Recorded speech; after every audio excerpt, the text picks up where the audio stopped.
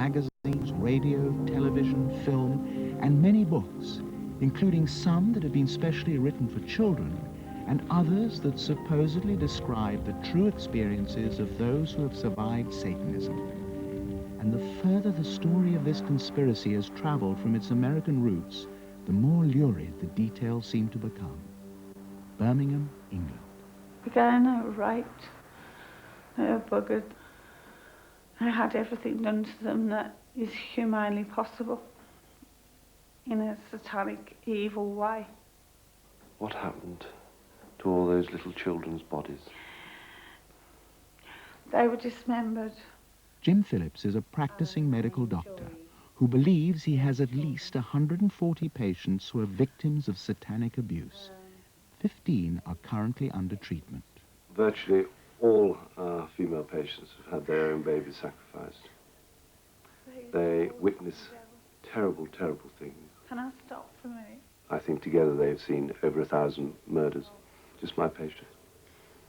10% of the population of Great Britain are practicing Satanists. You're talking about 5.5 million Satanists? Yes. And what levels of society do you think are involved in this network? From the very top to the very bottom. When you say the very top, what exactly are you suggesting? I've heard reports from my patients that there are members of the royal family involved, and also members of the cabinet. What is your source of evidence for the extraordinary information you seem to have about this country? My patients. But how can you be sure that your patients are telling you the truth and not mixing dreams and fantasies with reality? There must be some truth in it. And we hear the same story time after time after time. But to be fair, from people who read the same literature, communicate with each other, and go to the same joint therapy sessions. That obviously is true.